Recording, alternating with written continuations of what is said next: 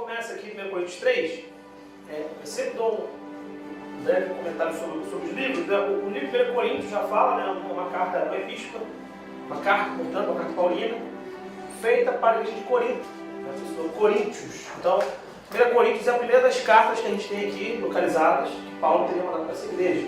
E aqui a gente vê um perfil de escrita paulino próprio, né? Ele dá a saudação inicial, ele vai falando com os irmãos, ele trata de questões pessoais diretamente para a igreja. Como a gente sempre fala, as cartas não devem ser vistas apenas pelo olhar histórico, porque se a gente pega a carta pelo olhar histórico, muito embora seja importante, a gente às vezes fica muito preocupado em ver o que os irmãos de Corinto estavam fazendo. Ou seja, fica aquela coisa do tipo, o que será de errado que eles faziam, que Paulo está falando, que eu acho interessante saber? Vai ficar uma coisa bem fofoca, sabe? O que está acontecendo ali na igreja? Não há preocupação. Toda lição sobre a vida alheia é sempre uma lição para a nossa vida também. Eu sempre falo, é muito mais fácil a gente simplesmente aqui terminar, então tudo bem, vamos então todos malhar os irmãos da igreja de Corinto, vamos todos vaiar os irmãos da igreja de Corinto, porque simplesmente a gente está fazendo coisas equivocadas. Não é isso. A gente tem que pegar essas lições e tentar ver o grau de aplicação delas para nós também. Ou seja, essas cartas, muito embora sejam históricas para um contexto bíblico, para um contexto de uma sociedade, elas também são muito mais abrangentes, de modo que nos alcançam as necessidades que nós temos hoje. E é por esse viés que nós temos que ler. Por que eu falo isso? Porque dos trechos paulinos que eu já li com os irmãos, esse talvez seja um pouco mais duro da parte dele. Eu sinto, e é uma percepção, um olhar meu, pode ser um equívoco da minha parte, mas eu sinto uma carta mais pesada em alguns momentos, assim, um incômodo, sabe? Ele está provocando, ele não está só propondo. Porque, às vezes, quando você propõe, você tem uma linguagem para propor. Ele parece estar provocando mesmo, ele parece estar colocando alguns dedos em feridas e procurando acertar questões que ele julga pertinentes naquele contexto da igreja. Já o próximo livro que a gente vai ler, Hebreus, geralmente a autoria dele é atribuída também a Paulo. Muito embora ele tenha características que possam fazer a gente pensar se de fato Paulo é o autor original do texto. Tem muita gente que discute isso, estou passando para os irmãos para conhecimento coletivo, bem? Então, há pessoas que não atribuem o texto de Hebreus a Paulo por conta da falta da saudação inicial, por exemplo, como Paulo, ou por causa de alguns modos de escrita que talvez sejam um pouco diferentes de uma maneira como ele escreveria. Você consegue perceber quando a pessoa que escreve alguma coisa, você consegue perceber pelo vocabulário, pela arrumação da escrita, né? Pelo tipo de ênfase que dá alguma coisa, pelo tipo de opção que dá uma outra. Então tem muita gente que supõe que não tenha sido Paulo, mas, em geral, há pelo menos uma aceitação de que foi alguém na ambiência de Paulo. Ou seja, se não foi Paulo diretamente que o escreveu, foi alguém na sua ambiência, ou seja, alguém próximo ali, talvez Apolo, talvez Priscila, talvez, não sei. Alguém, essa é a suposição, mas o fato é que as temáticas do livro de Hebreus são temáticas paulinas, esse é o ponto fundamental. Então, se você lê Hebreus, você consegue perceber homologias, percebe? Você consegue perceber pontos de ancoragem entre um texto e outro texto. Então, é um exercício interessante.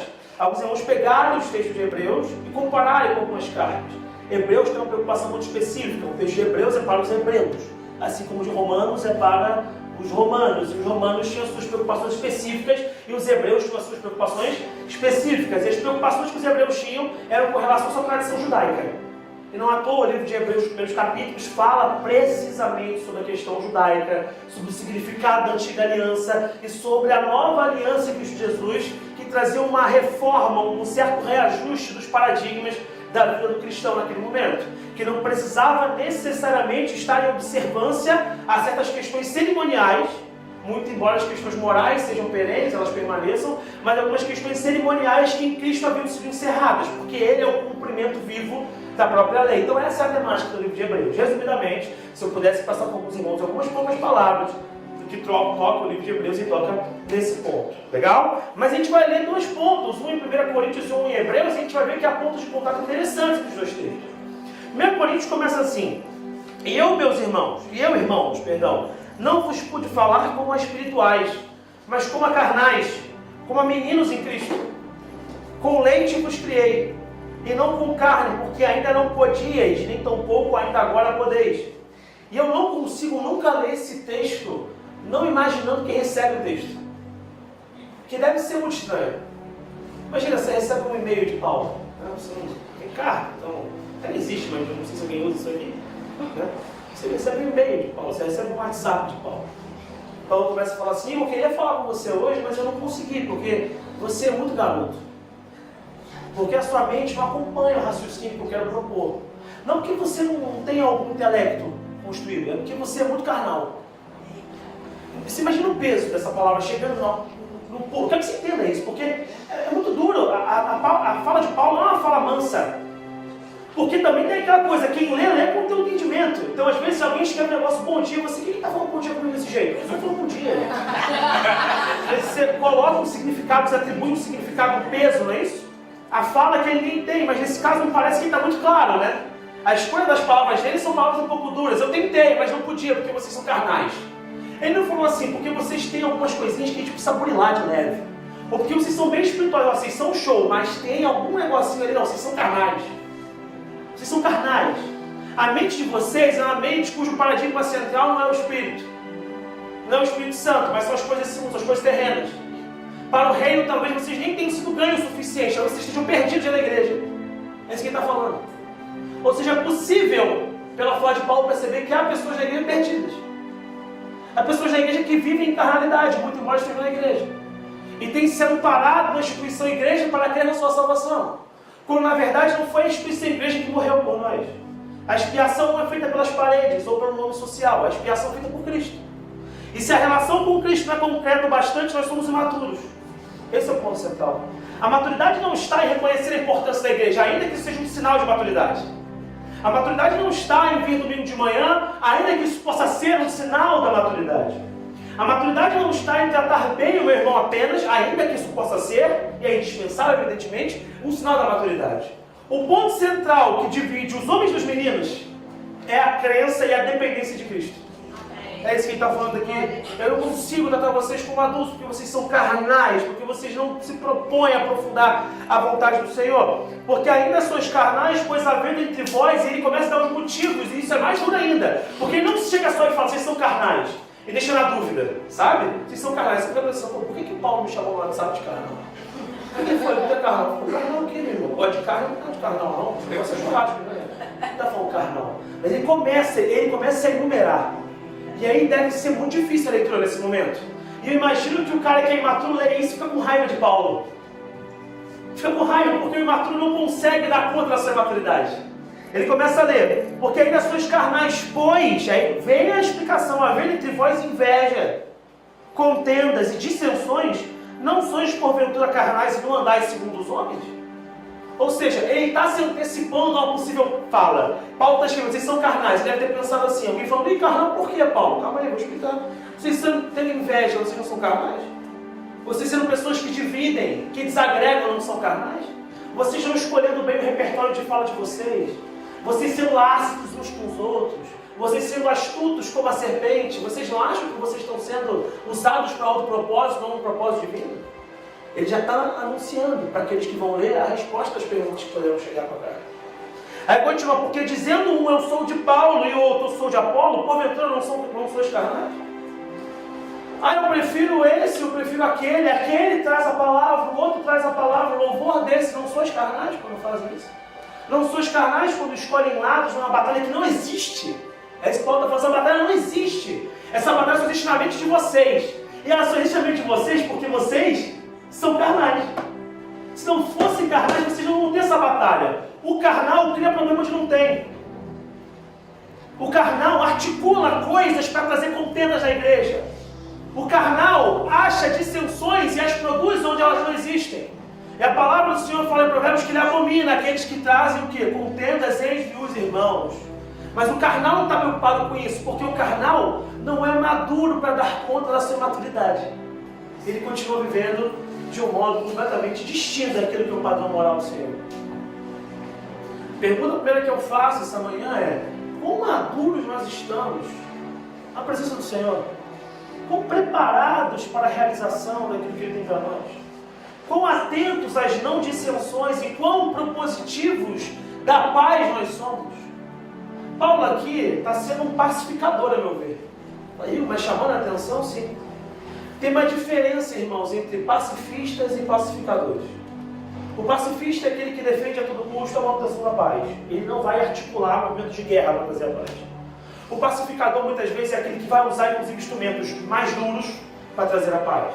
Então, assim, geralmente, órgãos policiais não são pacifistas, mas pretendem ser, se são bem-sucedidos ou não, é uma outra discussão, mas pretendem ser pacificadores. Paulo não está sendo pacifista e falando assim, olha só, fica à vontade aí no Senhor. Não, ele está tentando ser pacificador, trazer a paz entre os irmãos, anunciando os problemas. Ele está criando instrumentos para resolver. Eu pergunto para os irmãos, quantas vezes você viu pessoas sendo ácidas com as outras e você não falou nada? Que tipo de liderança é essa que você exerce na igreja, que você vê coisas erradas acontecendo e você não chama atenção? No amor, mas não chama atenção. Você percebe pessoas ardiosas, às vezes, agindo, e são pessoas, às vezes, que estão no seio cristão. Quero que você entenda isso. Todos nós somos suscetíveis a isso, irmãos. Todos nós. E quantas vezes a gente vê o irmão, em vez de no amor chamar e falar, irmão, isso não é o melhor. Eu agradeço a Deus que, ao longo da minha trajetória cristã, várias pessoas não tiveram vergonha por eu ser filho de pastor e me chamaram a atenção. Foi isso que forjou meu caráter. Meus pais foram importantes. Claro, mas quantas pessoas também compuseram esse conjunto de ações em favor da formação do meu caráter? Quantas pessoas se preocuparam quando meus pais não estavam vendo, de falar, Igor, não faz isso não, campeão, você está equivocado. Às vezes até de um pouco mais direto, mais amoroso, no sentido de preocupar-se com o meu futuro. Será que a gente de fato faz a obra do Senhor quando a gente vê o mundo tomar a igreja e deixa acontecer? Paulo não, no time de Paulo isso não podia acontecer. Na equipe de Paulo, na percepção de Paulo, no mundo de Paulo, na visão constitutiva de igreja de Paulo, isso não era aceitável. Isso não era aceitável. Ele indicava o problema e ele queria a solução, porque vocês falam que não é de Paulo, outro de Paulo. Pois quem é Paulo e quem é Apolo, senão ministros pelos quais crestes. E conforme o que o Senhor, na minha Bíblia, está em letra maiúscula, tudo, Senhor. Não sei como está na sua Bíblia, mas o Senhor deu a cada um. Eu plantei, Apolo regou, mas Deus deu o crescimento, pois por isso nem o que planta é alguma coisa, nem o que rega, mas Deus que dá o crescimento. Amém. Eu já comentei com os irmãos aqui, às vezes a principal briga da igreja não é a briga contra o mundo. A primeira briga que a gente tem que vencer é dentro da igreja. Eu acho que eu dei um exemplo aqui do time de futebol, não falei aqui? Os irmãos? Que às vezes a briga de um time de futebol não é contra as outras equipes. É porque dentro do próprio time tem tanta divisão que os caras não conseguem se organizar e não querem ser reservas e começam a brigar entre si. Vamos para outro livro? Vamos para Hebreus, para a gente ver a sequência possível de uma reflexão a respeito disso? Pega Hebreus para você ver. Hebreus tem uma dinâmica parecida nessa fala. Hebreus capítulo 5. Glória a Deus.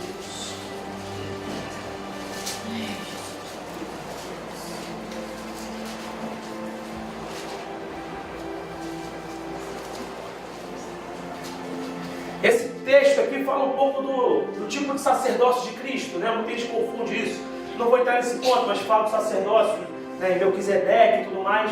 O que está sendo indicado aqui é que o sacerdócio de Cristo não é como o levítico, percebe? Assim como Melquisedeque da parte de Deus foi chamado, Jesus foi chamado da parte de Deus, mesmo não seguindo a lógica levítica. É isso que está falando do texto. Às vezes a gente cria muita coisa aqui, é muito simples. Assim, rapidamente você entende. Mas esquecendo esse trecho do 10 para cima, pega do 11 para baixo.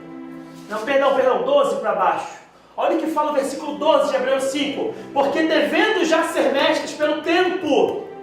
Devendo ser mestres pelo tempo. Ou seja, vocês já estão há algum tempo convivendo no contexto cristão. Vocês já têm algum tempo, talvez no judaico cristão, talvez, né? Provavelmente judaico cristão. Ou você já tenha ouvido falar sobre o Altíssimo. Você já tem acompanhado a ação do Altíssimo. Mas, a despeito disso, contrariamente a isso, indo contra todas as expectativas, vocês estão conseguindo não crescer. Vocês estão conseguindo ficar presos ao passado. Por quê? Provavelmente pelo mesmo motivo que a gente vê lá em Coríntios. Qual é o motivo? A carnalidade. Porque a carnalidade é tão grande que o tempo não dá conta. O que vence a carnalidade é o Espírito Santo. Aleluia. E o tempo com o Espírito Santo faz crescer. O que está faltando na equação então? O Espírito Santo. Porque tem o tempo, mas sem o Espírito Santo eu não venço a carnalidade. Tendo o Espírito Santo eu venço a carnalidade e passando tempo com o Espírito Santo eu cresço. Aleluia. O que vem faltado a essa igreja é o entendimento a essas pessoas, é o entendimento real do seu papel de Cristo. E eu falei isso há um tempo atrás, eu reforço, quantos de nós não temos um relacionamento com Cristo, um relacionamento de um botão acionado no momento da angústia? Um Jesus populista que simplesmente surge para resolver os problemas que nós temos, mas que não se tornou nosso amigo, que não se tornou nosso Senhor, com o qual não nos relacionamos, com o qual não nos importamos, cujos propósitos não nos interessam, porque os nossos propósitos são maiores. E eu espero que Jesus faça os meus propósitos acontecerem. E que Ele fique feliz que eu vou lá testemunhar pelo que Ele fez. Enquanto, na verdade, a proposta nunca foi essa. A proposta é a gente se abster do mal, se abster dos maus caminhos, andar com Cristo e deixar que Ele faça a diferença na nossa vida. E aí vai seguindo. Ainda necessitais de que se vos torne a ensinar quais sejam os primeiros rudimentos das palavras de Deus. Você já teve alguma experiência educacional? Seja sendo professor mesmo, sendo explicador, ou, sei lá, tem filhos, ou sobrinhos, ou algum dia você precisou ensinar alguém, como o pastor Pedro, inclusive, ensinou o Danielzinho no contexto de uma prova. Né? Então, todos nós tivemos alguma experiência educacional. Imagina você chegar e pegar uma pessoa, você fala assim, olha, eu vou te ensinar os rudimentos aqui dessa matéria. Não importa a disciplina, ok, irmãos? Pega uma disciplina qualquer. Aí você começa a explicar. E aí a pessoa não aprende. Mas isso é normal, porque cada um tem o seu tempo de aprendizado. A gente, às vezes, tem um modelo escolar que é até um pouco diferente nesse sentido, né? Todo mundo tem que aprender na mesma velocidade, né? Na mesma prova. Eu não vou entrar nesse assunto, senão eu vou palestrar sobre isso e vou esquecer a palavra. Isso não é o mais importante nesse momento. Mas o importante é falar que a gente tem esse modelo, né? Ele é instituído. E aí a gente pega aquela criança, ela não aprende naquele tempo, não tem problema, porque a criança é burra. Não, querido, não é. A criança tem um tempo de aprendizado, aprende a respeitar essa criança. Aí você começa a ensinar, a criança não aprende, tudo bem. Mas passa mais tempo, a criança não aprende. Aí passa mais um tempo, a criança fica um pouco mais velha, e ela não aprende. Aí passaram 2 anos, ela não aprendeu ainda a conjugar alguns verbos básicos. Passaram, estou falando que é de 0 a 2, estou falando que ele está com 6, foi para 8, mas acho que ele 10 anos, está com 12. Chegou a 16, chegou a 20, 25 anos, e eu não consegui fazer ele conjugar ali os pronomes, pronome pessoal do caso reto, eu não consigo fazer ele encaixar o português na cabeça dele, ele não consegue somar, ele não consegue diminuir, isso é preocupante. É muito preocupante, porque o exercício de dedicação a esse aprendizado foi muito longo. Foram 5, 10, 15 anos e ele não sabe. Então é possível que ele tenha algum problema cognitivo, né? Tem que ser tratado, ele tem que tomar atenção, concorda comigo? Mas esse é o caso específico de alguém no mundo natural que tem algum problema de aprendizado. Mas é frustrante também para quem ensina, não é? Você pode não ficar frustrado com a pessoa, porque ela pode ter um problema de verdade. Mas é frustrante para quem ensina muitas vezes. Porque você está se empenhando e a alegria do professor é ver o sucesso do seu aluno. Amém. É essa a alegria do professor. E quando ele vê o cara entendendo, se interessando, ele fica muito feliz. Agora vamos botar uma outra situação. Numa situação onde o sujeito não aprende, não porque ele não pode, mas porque ele é prego. Que dificulta a vida. E você começa a explicar para ele, agora faz o dever, ele finge que faz. Ou então, como vários alunos fazem aqui, que eu sei que vocês fazem, porque todo mundo faz, em algum momento fez, chega na sala com vários livros em cima da mesa, aí a mãe passa, meu filho está estudando. Mãe, não se engane, ele não consegue ler 6 livros ao mesmo tempo. Ele só consegue ler um. E provavelmente está no celular. É com o celular que baixa assim. Provavelmente ele está enganando. Mas ele está enrolando. E passa um ano, passam 2, passam 10, o moleque não aprende. Ele não cresce. Sabe por quê? Porque ele é preguiçoso. Porque ele não quer abrir mão do velho costume de não dar atenção. Porque ele não tem clareza da importância do estudo. Sabe qual é uma das causas da imaturidade dos cristãos? A falta de clareza. Quando falta lucidez com relação à importância das coisas, você não se atenta para elas. Quantos de nós aqui tivemos, às vezes, escolhas educacionais no passado complicadas? E aí, o momento a gente falou assim, cara, não, se eu soubesse que eu precisava tanto disso, não já passou algum momento por isso. Eu teria dado mais atenção a isso lá atrás. Mas eu falo assim, cara, não adianta, você não ia, sabe por quê? Porque você não tinha lucidez. Agora você tem lucidez. Quando as coisas clareiam na sua mente, você fala assim, caramba, isso é importante, não tem problema, sempre há tempo de correr atrás, amém, irmãos? Você senta, você se dedica assim, faz e acontece. Porque agora há lucidez. Mas para os cristãos falta lucidez. Qual é a luz do mundo? Jesus Cristo. Só há lucidez quando você encontra a própria luz. Tem cristão sem Cristo. É a coisa mais louca do mundo. Tem cristãos que não servem a Cristo. E cristão significa aquele que serve a Cristo. Se ele não serve, ele não é cristão, mas ele nominalmente é cristão. E isso cresce de um modo avassalador às igrejas do Brasil. Igrejas cheias, torradas de pessoas, lotadas, mas onde Cristo não tem espaço para trabalhar. Porque as pessoas não querem amadurecer no Senhor. Lembra que eu falei com os irmãos que eu tenho um sonho de igreja? Lembra disso? Jovens, crianças, idosos. Esse sonho exige e compete, sobretudo, a ação do Espírito Santo. Se nós queremos ser essa igreja, a gente tem que estar atento ao que o Espírito Santo quer falar para nós. E nós teremos que amadurecer mais para que Deus fale mais para nós. Porque na medida do tempo da vivência com o Espírito Santo, a gente cresce mais. Esse é o palavra de Deus. Vai seguindo aqui. E vos haveis feito tais que necessitais de leite, não de sólido mantimento, porque qualquer que ainda semente de leite não está experimentando a palavra da justiça, porque é menino. Tem uma brincadeira aqui, não sou menina. Você fala assim, não sou menino. Por quê? Porque já tem maturidade, é isso, né? Porque é menino. Mas o mantimento sólido é para os perfeitos, os quais em razão do costume, maturidade é uma tradição construída. Maturidade não é uma coisa que brota. Não brota a maturidade. Um dia ele vai ficar maduro, vai brotar, não vai. Maturidade exige empenho mental. Eu quero mudar na minha vida, eu quero ser maduro para as coisas do Senhor. É uma decisão. Assim como a conversão é uma decisão, crescer na relação com Cristo é uma decisão. Não é um negócio que te pega. Tem gente que acha que a manifestação do Espírito Santo é um negócio que te pega. Você estava aqui, pim, pegou. O negócio aqui. Isso não é choque, não é raio. É uma entrega. E Deus age. Mas é uma decisão consciente de falar, Senhor, age na minha vida. Ou então, Senhor, eu quero crescer, fala comigo, Senhor. Às vezes a gente pega jovens e adolescentes que passam anos a gente dedicando atenção para eles, mas tem um dia, glória a Deus seja por isso, que chega assim, cara, eu quero crescer um pouco mais. Eu falo, que bom, filho. A gente está anos trabalhando nisso aí, agora você falou e, pô, que bom, porque agora tem a lucidez fala para você. Que bom, porque os investimentos que eu fiz foram no Senhor, evidentemente, na sua vida, mas agora você vai crescer mais do que nunca, porque no teu tempo tem a ação do Espírito Santo pela tua consciência, porque pela renovação da mente, a palavra do Senhor diz, porque a maturidade é uma decisão, é uma escolha. Eu quero, é pelo costume, é pela tradição, é por entrar no meu quarto e orar, é para buscar a palavra do Senhor, é por ter assuntos que santificam o ambiente da minha casa, é por ter assuntos que santificam o ambiente da igreja, é por cortar mais conversações, é por inibir a acidez, é por ir contra, diametralmente de frente, contra quem fala contra a vontade do Senhor, é bater de frente com quem fala coisas erradas da igreja. Quando acaba o culto e fala coisas que não deveriam, se reúne para levantar contendas, isso é equivocado, porque isso acaba com a ação do Espírito Santo na igreja. A gente para de ver curas, a gente para de ver palavras abençoadas, porque nós estamos sendo pessoas descompromissadas com a vontade do Senhor. A palavra de Deus é dura com relação a isso, o Senhor abomina isso, não há espaço para sermos crianças. A infância não é uma opção para aqueles que servem a Deus. Não é uma opção, eu não posso escolher, porque dos pequeninos é o reino, no coração, não na mente.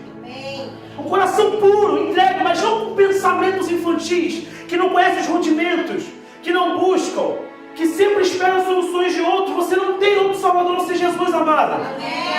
Não sou eu, você tem que recorrer a mim, me ajuda, eu te ajudo. Não, se você ajuda, se ajudar, amigo. Corre atrás. O véu se rasgou. Vai orar. Mas você não consegue, às vezes, porque você é crianção. E você dificulta o trabalho do Senhor nas nossas vidas. Isso é duro. Não, meu, é bíblico. Duro é Deus. Eu sou bíblico. Atente-se porque o Senhor fala essa manhã para a igreja. Os irmãos conhecem o perfil de pregação, está um pouco diferente do padrão. Mas é a vontade do Senhor falar a respeito desse assunto. E a minha função é simplesmente despertar as reflexões sobre isso. Que a gente esteja atento a esse desejo do Senhor de amadurecer a gente. Que a gente esteja atento a não ser contaminado. E não contaminar pelas ideologias que vão percorrendo a sociedade e a realidade da igreja. Que a gente não seja contaminado pelas más conversações e pelos maus costumes. Porque eles tendem a corromper as relações com Cristo, sim. E as pessoas falam assim, mas vocês sempre acham que tem uma moral maior. Sim, porque Cristo exigiu uma moral maior de nós. Para que a gente possa julgar esse mundo, e a palavra de Deus diz que nós julgamos e julgaremos esse mundo, temos que ter uma moral elevada em Cristo. Quando lembra, não julgueis para que não seja julgado. Irmão, para aí. Porque na medida que julgares, ou seja, o que Deus está falando, o que Jesus está falando, é que o nosso patamar moral tem que ser mais elevado, porque à medida que a gente atribui o julgamento, também seremos. É isso que a palavra está falando. Não é, não me toca não, porque não. O Paulo não fala isso. Ele diz, busca um padrão moral elevado no Senhor. Busca um padrão irresistível. Que as pessoas vejam e não consigam falar que não é de Deus. Almeje algo diferente. Sejam meus imitadores. Tem que ter essa confiança. Falar assim, olha, eu estou fazendo a vontade de Deus. Confia em mim, vem comigo. Eu vou te ensinar a fazer a vontade de Deus, porque eu estou fazendo ela. Tem que ter muita maturidade e coragem de falar isso. Cara, pode vir comigo. Porque eu estou seguindo o Senhor, eu não sou dependente de mim não. Pode vir comigo porque eu estou seguindo a pessoa certa que vai fazer eu crescer e vai fazer você crescer também. Pode me imitar, porque eu estou imitando ao Senhor, estou aqui na porta. Pode me imitar, porque eu estou imitando ao Senhor e a gente precisa chegar nesse lugar junto. Seja meus imitadores também é uma coisa do tipo, olha, eu estou pronto para seguir esse caminho. Eu tive dificuldade nessa parte algumas vezes. Eu falei assim, não tem problema, o fato que tem que imitar a gente mesmo não. Eu quero ser padrão moral para os irmãos. Eu quero, eu almejo isso. Eu quero que os irmãos sejam um padrão moral para mim. Não tem problema nenhum isso não. Nós precisamos de padrões elevados morais na igreja mesmo. Amém. Mas isso não é com maturidade. Isso só vem articulado a maturidade. E aí, qual é a maturidade almejada? Aquela que permite o crescimento com o Senhor. Então existe, portanto, um grau de expectativa colocada sobre aqueles que se relacionam verdadeiramente com Cristo. Existe um grau de expectativa sim. Um grau de expectativa da parte do Senhor. Um grau de expectativa da sociedade. E um grau de expectativa da sua igreja. Existe um grau de expectativa sim. E se você fala que não, você é tolo. Você é menino. Porque a palavra de Deus deixa claro que existe um grau de expectativa. Não adianta ficar tapando isso. Existe um grau de expectativa. As pessoas querem ver em você aquilo que você prega. As pessoas querem ver em você o que a palavra diz que é o correto. Existe um grau de expectativa. Nenhum irmão me daria moral para ouvir nada que eu falasse da minha boca se a minha vida fosse completamente desorganizada nos sentidos possíveis e imagináveis. Ou os irmãos vão vestir a carapuça da hipocrisia e dizer que não. Todo mundo me ouviria aqui com o mesmo fôlego ou desejo se a minha vida estivesse totalmente distorcida pelos padrões desse mundo? Não ouviria. Então existe um padrão almejado, irmãos. Encarar isso, e encarar as expectativas de Deus e dos outros é difícil. Sabe quem consegue fazer isso? Gente madura. Gente madura. Analisando sobre a perspectiva de Paulo, tem duas coisas que eu acho interessantes. A primeira delas, aos líderes cabe a função de alertar. Paulo não fugiu da raia. Paulo não alertou. Ele falou, olha, vocês estão fazendo coisa errada. Vocês estão por caminhos estranhos. Atentem-se a isso, cuidado com as escolhas de vocês. Não façam segundo o mundo, façam segundo o Senhor. Responsabilidade das lideranças. E quando eu falo liderança, igreja, eu falo de todos vocês que exercem alguma liderança dentro de um segmento de pessoas, sem que isso exija oficialmente funções na igreja, amém? Se você dentro do seu grupo é uma voz de liderança, você pode alertar as pessoas sobre o espírito desse mundo. Sob a perspectiva dos liderados, Paulo entende que ele tem a função de alertar, mas eu não vejo ele se culpando. Percebeu isso? Ele não fica assim, vocês são aí, poxa, porque eu não falei. Não, vamos lá. Ele não se responsabiliza pela falha alheia também. Ele tentou, ele falou, vocês têm que tentar um pouco mais. Se conseguirem, vamos conseguir juntos. Mas não fique sofrendo também. Esse é um dos problemas com os cristãos, eu acho que a gente tem que estar atento a isso. Às vezes a gente vê algumas coisas não acontecendo do jeito que a gente deseja. E a gente começa a se culpar muito por algumas coisas. Irmãos, em nome de Jesus, não deixe isso entrar no teu coração, não. Não se culpe por algumas coisas. Faz a sua parte no amor, no carinho, alertando, mas não se culpe. A responsabilidade do desejo maior do Senhor. Se você faz o que Deus mandou, você está livre de qualquer peso. O que importa é que você cumpra a vontade do Senhor. Pode surgir, sobretudo, entre os que procuram justificar os seus desvios, a alegação de que a igreja é um hospital. Essa frase é verdadeira, mas ela pode ser perniciosa dependendo da forma como você usa. Depende da boca que sai, ela pode perverter o seu sentido original. Por quê? Porque ela esconde o perigo geralmente na vida de quem a afirma. Às vezes a pessoa está muito tempo na igreja, você espera mais dela, não é isso? Mas sempre que ela faz uma coisa muito errada, que ela contamina o ambiente, ela fala assim, mas a igreja é um hospital. Mas a igreja tem que receber o doente. Você não é mais essa condição de doente. O que te falta é caráter. O que te falta é um pouco de entendimento sobre o que você deve fazer na casa do Senhor. O que te falta é bom senso. Não está totalmente distribuído na sociedade. Te falta um pouco disso. Quando acionada por alguém imaturo, essa frase tende a cobrir as próprias debilidades emocionais e morais de quem fala. Ou seja, é uma espécie de guarda-chuva, percebeu? Ele aciona aquele, se fecha ali, ó. Na igreja é um hospital, depois que ele contaminou. A igreja é um hospital, não uma escola primária. Não é um lugar para crianças brincarem de egos. Não é um lugar para crianças serem mais protagonistas. Quem briga por protagonismo é criança, já perceberam isso?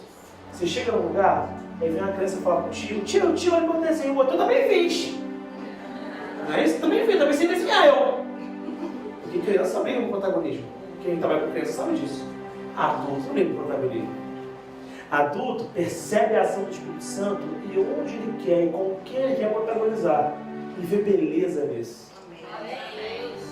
O maduro vê beleza na ação de Deus na vida do outro. Ele olha e fala, olha que bonito isso, cara. Deus usando esse cara de um jeito que eu não consigo alcançar, mas olha, eu sou parte disso. Que eu não vou roubar esse espaço que é do Senhor usando o vaso dele para o seu propósito. Adulto não briga por protagonismo. A igreja é um hospital, mas não uma escola primária. Não é um lugar para a gente ficar duelando um com os outros. Não é para atitudes inconsequentes. De adultos se espera um grau de refinamento diferente de criança, percebeu? Criança não é tão refinada, né? Criança chega com merecas correndo. Não tem um refinamento da criança, fala só um momentinho, tio. Criança não faz isso. Criança tem esse refinamento às vezes, tem o cabelo descabelado todo, eu falo, só um momentinho, deixa eu tomar. Fala. A criança vem como tá. A criança vem com merecas correndo, a criança vem chorando, e ralada, e é calça aqui, o tênis ficou lá. Ela não tem essa elegância, esse refinamento. A criança atropela, já percebeu? Você está falando, que isso, rapaz? Já é uma merda, o cara come. A criança tem 5 anos, faz judô, já chega, pum, já fica tocada. Que isso? Ah, é tio, opa, tudo bem? Como é que tá? Ela não tem esse refinamento, faz parte, não é uma criança. Adulto tem que ser elegante. Ah, Igor, então tem que dizer que eu tenho que vestir melhores roupas. Eu não estou falando disso, irmãos. É nos costumes. Refina isso. Tem um modo de operar nas relações sociais da igreja que exige um refinamento. Exige, sabe, uma elegância que vem da parte do Senhor. Só que emburila isso é o Espírito Santo. Não confunda isso com um alto nível de instrução. Não confunda isso com elitismo. Porque às vezes você pode virar elitismo na igreja. Não, porque nós somos o grupo dos elegantes, os refinados, os trapos. E eles não tanto, para com isso. Não é sobre elitismo, é sobre projetar relações saudáveis e maduras entre adultos. É sobre isso. É sobre estar atento às necessidades alheias, sem esquecer das suas e tentando, portanto, criar nexos para que todos sejam felizes em Cristo. Porque o nosso tesouro comum é Jesus Cristo. É essa elegância que eu estou falando. Não é sectarismo, amém? Separação. Não é perverter o que eu estou falando. O que causa a imaturidade? A gente está quase acabando. Eu vou falar causas da imaturidade e coisas que a imaturidade causa. Amém? O que causa a imaturidade? Para mim, já falei isso aqui, a imaturidade é um sintoma da falta de clareza. Quando a pessoa brinca muito no ambiente escolar, ou no ambiente de aprendizado, como já falei aqui, ela não entendeu muito bem para que serve aquele ambiente, né? Quando ela aprende, aí ela passa a ter clareza e consegue melhores resultados.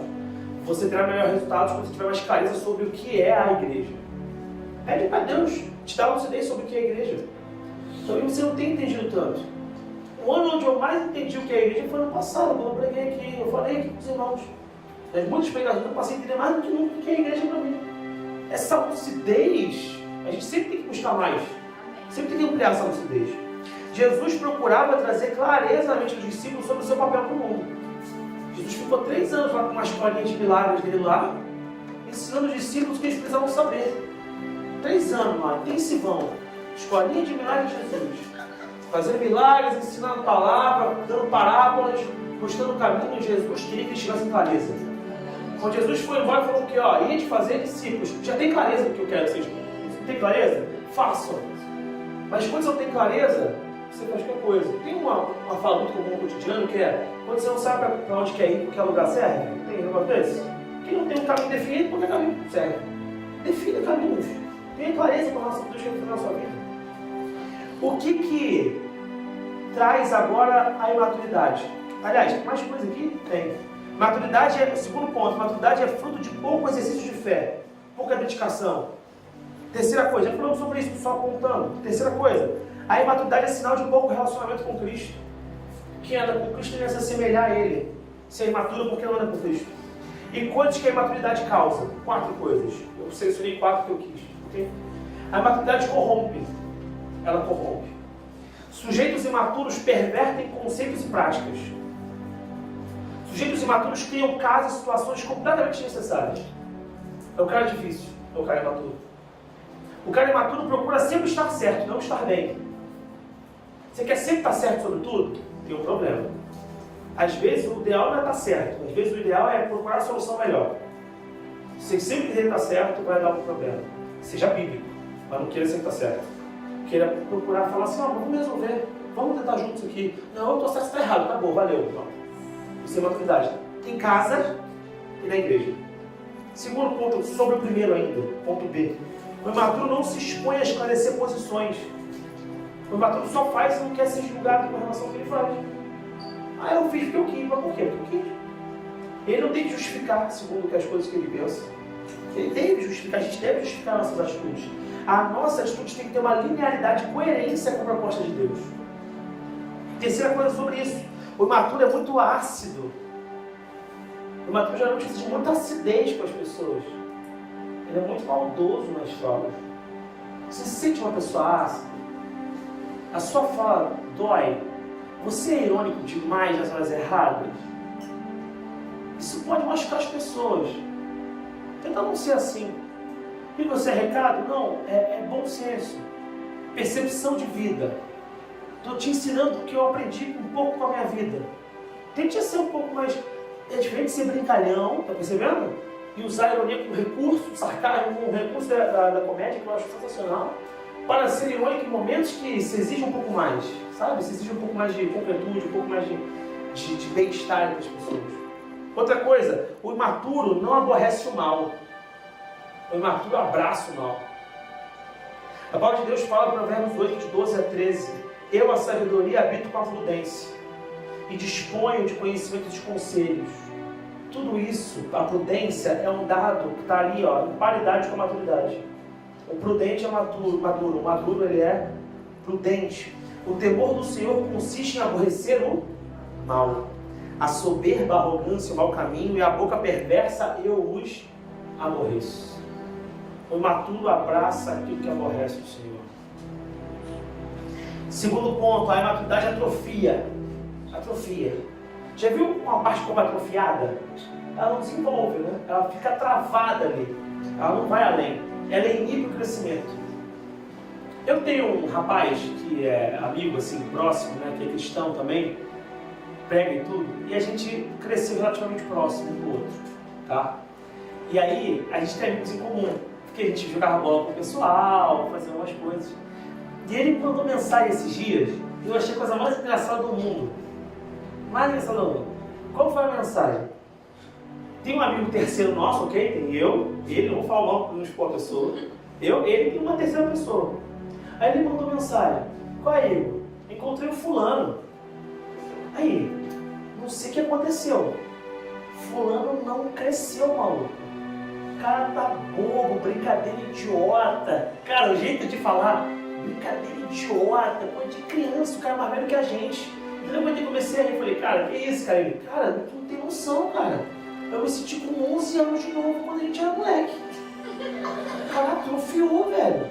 O cara não desenvolveu, é impressionante. E ele é pai hoje em dia. E é capaz da filha dele passar ele antes. Eu falei, caramba, é pesado. Cara, tu não tem noção, cara. E ele falou assim, encheu a boca. Cara, boboca, brincadeira idiota. Tá certo. O que causou essa estranheza? Essa imaturidade do cara, né? Que você espera um pouco mais Dá uma estranheza, assim. Esse cara mas é muito velho pra isso, não? A gente vive, sei lá, uma coisa boa.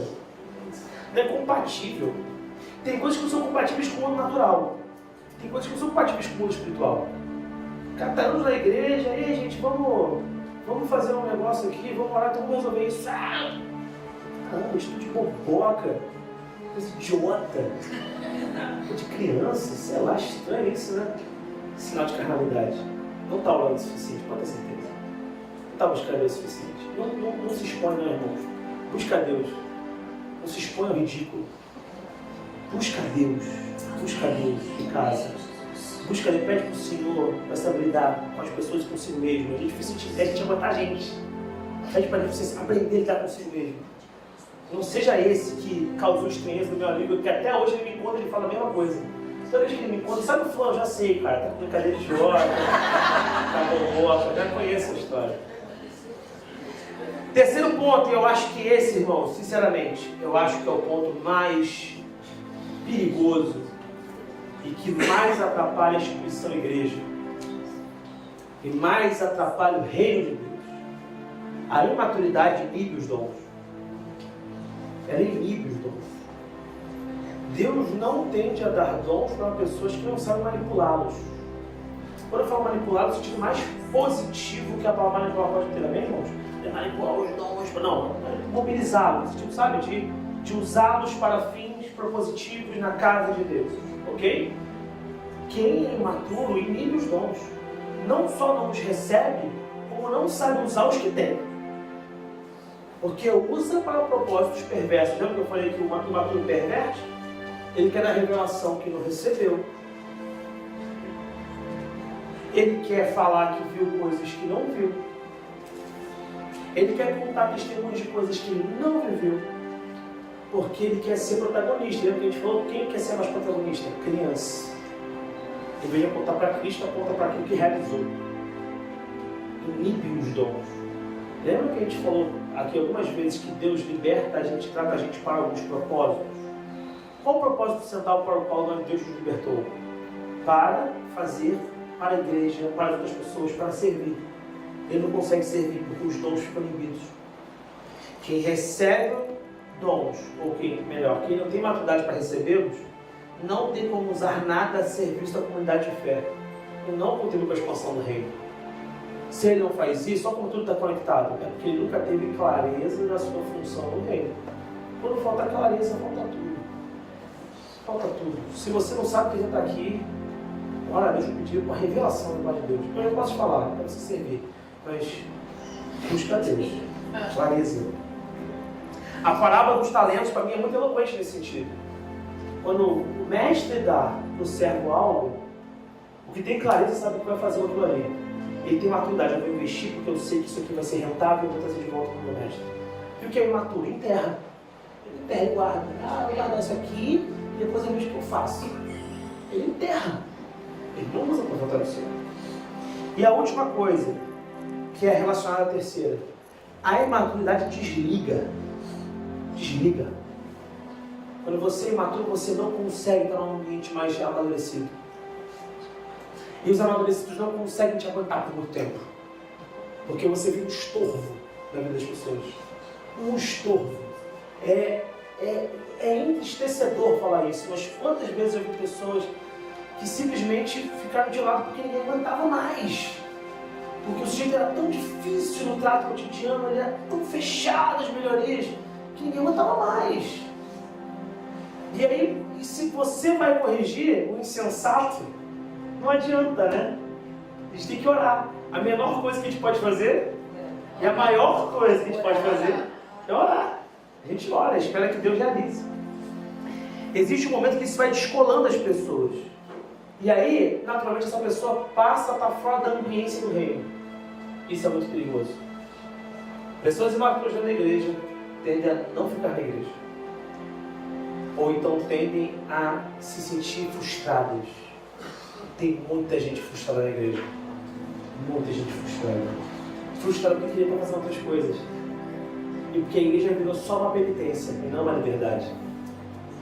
Geralmente quem mais fala mal das coisas do mundo, não das práticas, mas das pessoas que fazem, são pessoas que queriam fazer. Eu reparo muito nisso. Não da prática, entenda. Olha, eu estou denunciando essa prática como uma prática de corrupção da vontade do Senhor. Isso não dignifica o nome de Deus, isso não honra o Senhor, isso é a nossa função. Mas aquela pessoa que fica falando, tu viu fulano que ele fez? Não sei o que ele fez. Essa pessoa queria estar fazendo. Geralmente é isso. Geralmente ela queria fazer. Mas como ela não pode, porque ela se culpa tanto por isso, ela prefere tirar a frustração do ódio. E ela começa a anunciar os problemas dos outros. Você viu que o fulano foi lá e ficou bebendo, que nem louco? O fulano não presta. Todo dia fala do fulano. É porque talvez essa pessoa quer estar bebendo. A gente tem que encarar isso de frente. Não é falar mal da questão da bebida em si ou da... Não, a gente não tem que fazer isso, é óbvio. Não é? Amém, irmãos? Isso está dado. Não tem que está dado, isso é óbvio.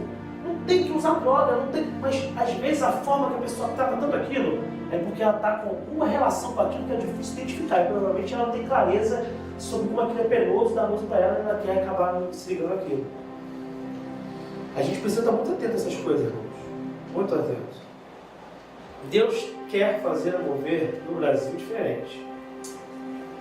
Deus está levantando jovens, adolescentes, adultos, crianças, para um mover diferente no Brasil. Em várias regiões. Quem está se atentando para algumas movimentações percebe que está havendo certos epicentros de transformação social no Brasil no meio do Evangelho.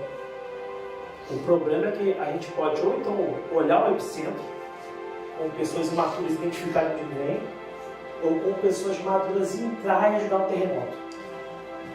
Eu prefiro entrar. Glória a Deus. O meu convite essa manhã é que vocês entrem comigo. Amém. Que eu só consigo fazer com gente que tem a mesma clareza. Eu falei isso para os jovens adolescentes. Eu não tenho condições, amados, de ficar entretendo, ou ficar rolando. Não. Eu preciso de gente disposta. Amém. Eu tenho mais coisas para fazer. Se ninguém puder me acompanhar, não tem problema.